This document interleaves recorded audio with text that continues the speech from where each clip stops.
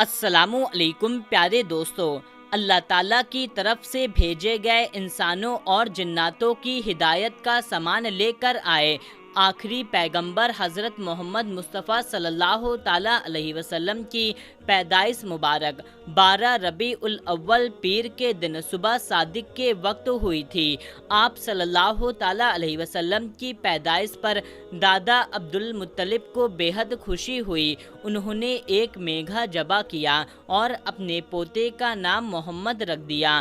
آپ صلی اللہ تعالیٰ علیہ وسلم کی پیدائش کے 3-4 دن تک تو آپ کی خود کی والدہ نے آپ کو دودھ پلایا، پھر ابو لہب کی باندی سبیدہ نے آپ کو دودھ پلایا۔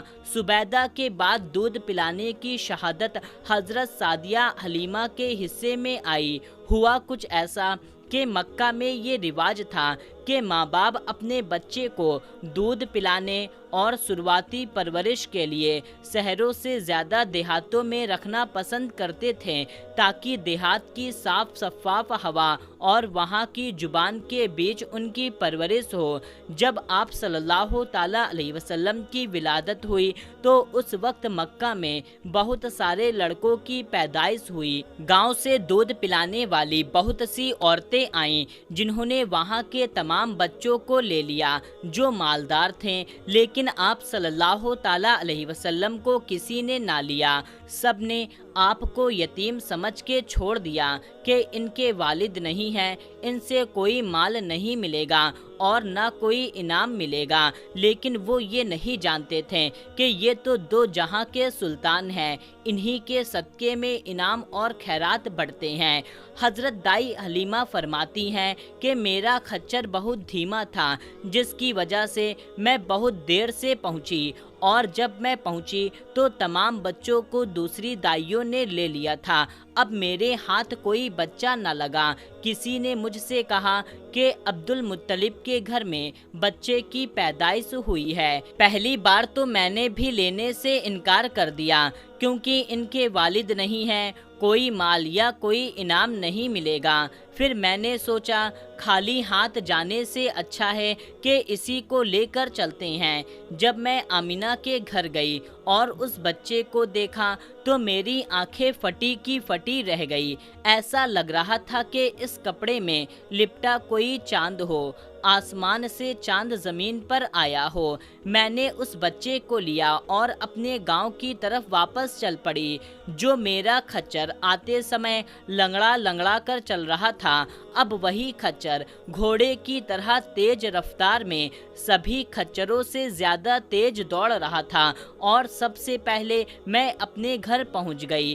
جب رات کے اندھیرے میں گھر میں رات چھا جاتی ہے تو اس محمد کے نور سے میرا پورا گھر جگمگایا کرتا تھا، یہاں تک کہ جو میری بکریاں بیمار تھیں، جن کا دودھ سوکھ چکا تھا، اب وہی جانور ایک دم تندرست ہو چکے ہیں اور ان میں دودھ کا سیلاب آ چکا ہے۔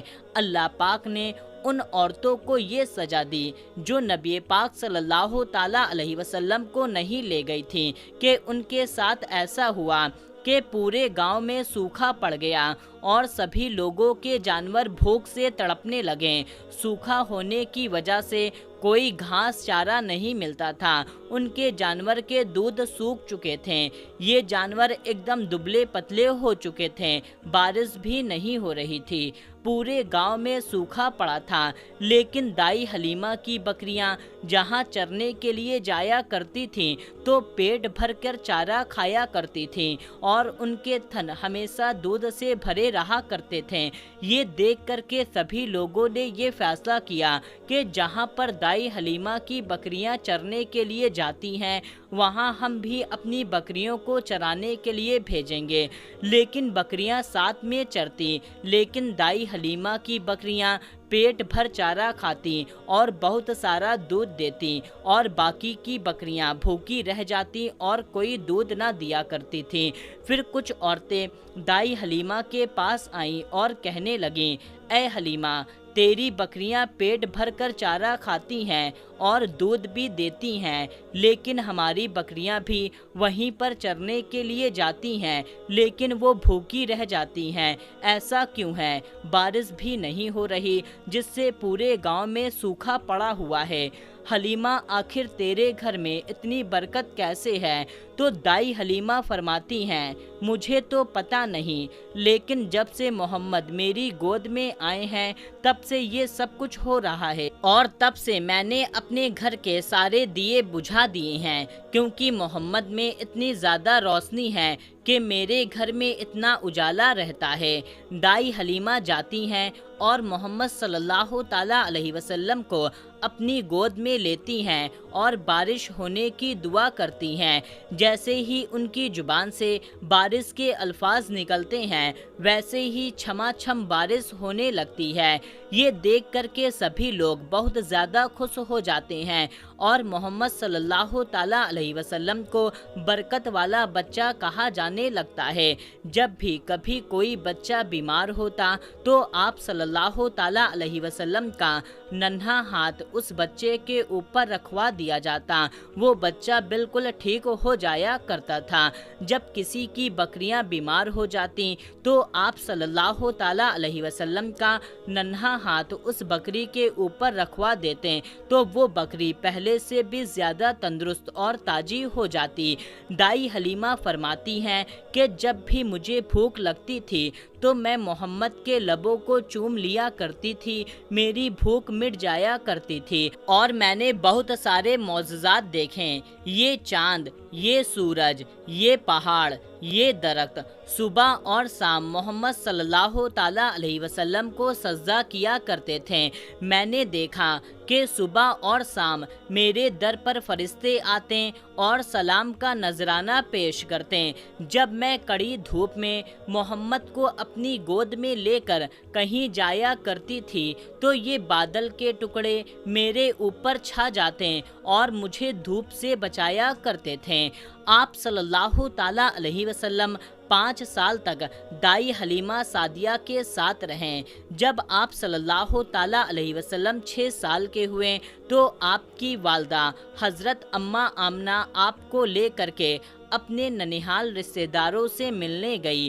ان کے ساتھ ایمن بھی تھی۔ وہاں سے واپسی پر ایک جگہ جس کا نام ابوا تھا، وہیں پر حضرت اماں آمنہ رضی اللہ تعالیٰ عنہا کا انتقال ہو گیا۔ اپنی والدہ کے انتقال پر آپ صلی اللہ تعالیٰ علیہ وسلم بہت زیادہ غمگین ہو گئے۔ اس کے بعد آپ کے دادا نے آپ کی پرورش کی، آپ کے دادا عبد المطلب نے، پھر 2 سال کے بعد ان کا انتقال ہو گیا۔ اس کے بعد آپ صلی اللہ تعالیٰ علیہ وسلم کی پرورش آپ کے چچا ابو طالب نے کی۔ آپ صلی اللہ تعالیٰ علیہ وسلم اپنے چچا ابو طالب کے ساتھ دوسرے شہر آیا جایا کرتے تھے تجارت کے لیے۔ آپ صلی اللہ تعالیٰ علیہ وسلم دوسرے بچوں کی طرح کھیل کود نہیں کیا کرتے تھے۔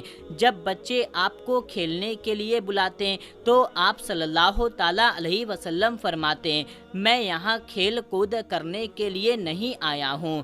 دوستو، نبی پاک صلی اللہ تعالیٰ علیہ وسلم کی پیدائش ہم انسانوں اور جنوں کے لیے ایک رحمت ہے۔ وہ رحمت دو عالم صلی اللہ تعالیٰ علیہ وسلم ہیں۔ تو جو سچے عاشقان رسول ہیں اس ویڈیو کو ایک لائک کر دیں اور اس چینل کو سبسکرائب کر لیں اور بغل میں بنے بیل آئیکن کے نوٹیفیکیشن کو بھی آن کر دیں تاکہ اس کا اگلا پارٹ آپ کو مل سکے۔ تو ملتے ہیں، تب تک کے لیے اللہ حافظ، السلام علیکم۔